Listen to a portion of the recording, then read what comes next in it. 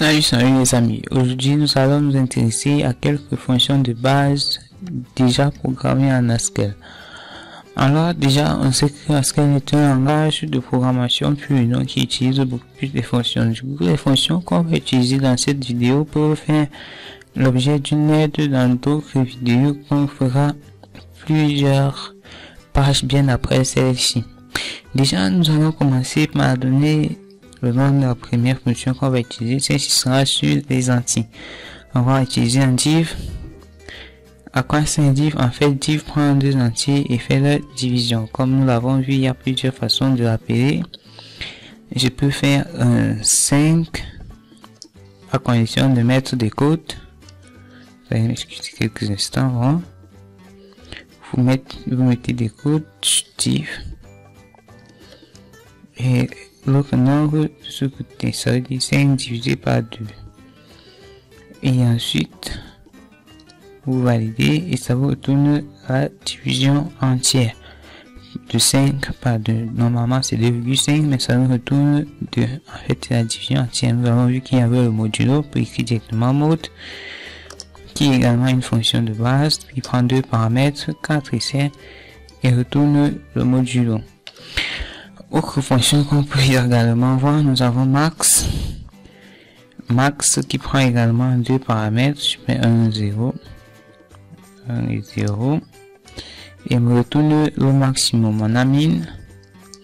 Min qui fait pareil, prend deux nombres et retourne le minimum. On peut également expérimenter d'autres fonctions qu'on peut écrire directement dans le compilateur. Mais on va pas le faire pour le moment. Pour le moment, on va directement enchaîner avec quelques fonctions qu'on manipule aussi très souvent sur les listes. On a product. Product me permet de multiplier en fait tous les éléments d'une liste.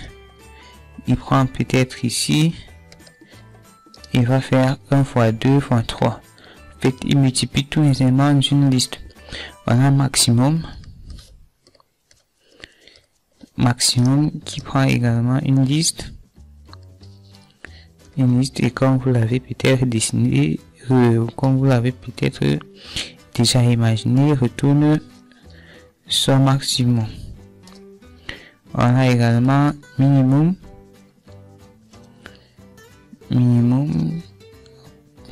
et on écrit minimum qui retourne le plus petit élément de cette liste.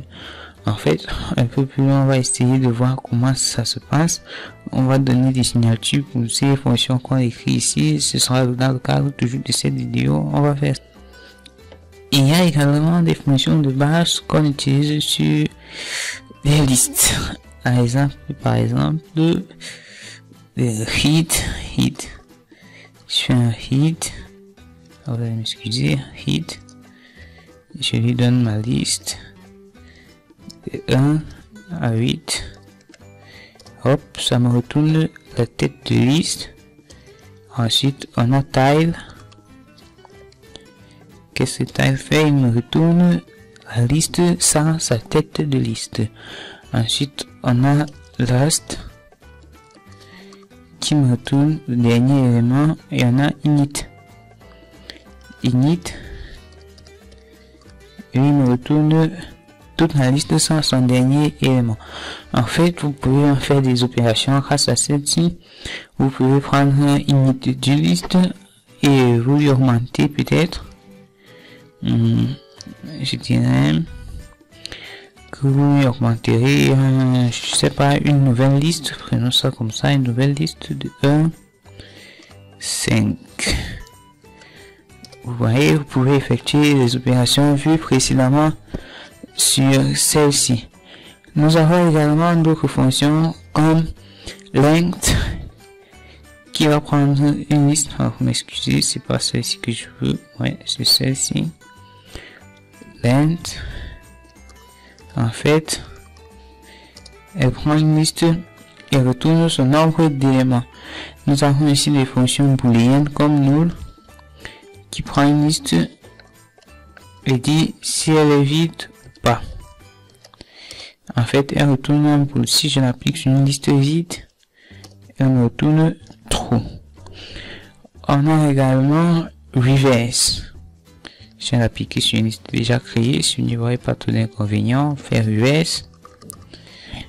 Reverse, en fait, quand même, redonne la même liste, mais en sens inverse. En fait, on échange des éléments, c'est une sorte d'événement cyclique. On a tourné, ça fera l'objet d'un TP sur lequel on va travailler tous ensemble, essayer de voir comment créer notre propre reverse avec récursivité.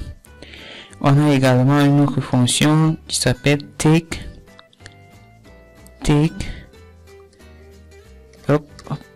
qui prend un paramètre, qui prend deux éléments en paramètre. En fait, take prend d'abord un entier et la liste. Qu'est-ce que ça veut dire? On prend trois éléments de la liste, comme vous pouvez le constater ici. Quand j'applique take 3 in the list 1 for 8, on récupère les trois premiers éléments. Si j'avais peut-être dit take 0 element, on devait me retourner la liste vide. Ou si à défaut, j'ai dit take 10, on me retourne normalement la liste. Sauf ici, vous voyez bien qu'il y a une erreur. En fait, quand je tape et que c'est supérieur à la taille, on me retourne exactement la taille du tableau. On ne me dit pas qu'il n'y a pas assez d'éléments, que ça ne correspond pas. On me retourne net la taille du tableau. En fait, si ça dépasse la taille du tableau, on me retourne encore le tableau. Il n'y a pas d'erreur ici. C'est en fait ce qu'il faut voir avec nos techniques. Ensuite, nous allons voir qu'il existe une autre drop qui se comporte un peu comme take.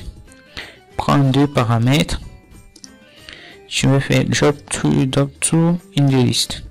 On élimine les deux premiers éléments. Vous pouvez également faire un drop to reverse. Nous allons faire un drop to et nous allons directement avant appliquer un reverse à notre fonction drop to. Et le prochain élément, en fait, c'est une fonction et on valide, on attend, et là, on nous signale une erreur. C'est que je piche pas trop. Peut-être il n'arrive pas à séparer. Ça va lui faciliter la tâche. Là, c'est bon. En fait, il fallait préciser que c'était une fonction qui prenait en fait une autre fonction, qui prenait un paramètre et une fonction et qui retournait une liste. Mais bon, ça, j'ai pas beaucoup prêté attention. Vous m'excuserez pour cette petite erreur. Bon, étudions ce que ça fait. En fait, je tourne ma liste avec le reverse. Bon, on va parler d'une évaluation partant des plus internes vers les plus externes. Ici, on évalue d'abord en reverse. C'est l'expression qui est la plus interne. On commence par évaluer, du coup, on remet la liste en sens inverse. On commence de 8 vers 1. Ensuite, on va passer directement à la fonction drop. Drop, qu'est-ce qu'elle fait? Elle me supprime deux éléments dans la nouvelle liste qui a été inversée. Ce qui fait que au lieu de commencer à 8, de 8 vers 1, on a supprimé 8 et 7. Raison pour laquelle, vous pouvez le constater, il n'y a pas d'autre solution. On a également une autre fonction, sum. Sum, comme vous pouvez déjà l'imaginer, prend une liste et retourne sa somme. Hop, la somme de cette liste est 6. Bon, ça marche très souvent avec product. On a également une boucle infinie ici, cycle, qui prend en fait une liste et la boucle infiniment. C'est-à-dire, si vous lui donnez une liste, je sais pas, déjà deux éléments, on va prendre 3 et 4. En fait, elle va reboucler 3, 4 jusqu'à ce que vous jugez qu'elle a répété assez. Puis on a une sorte de petite solution à cela, on a un repeat, mais le repeat n'est pas tellement utilisé, du coup, de préférence, on utilisera le replicate. Alors le replicate, lui, il va répliquer exactement le nombre de fois qu'on lui demande un élément, le nombre de fois qu'on lui demande une liste. Je dis 1 à 3.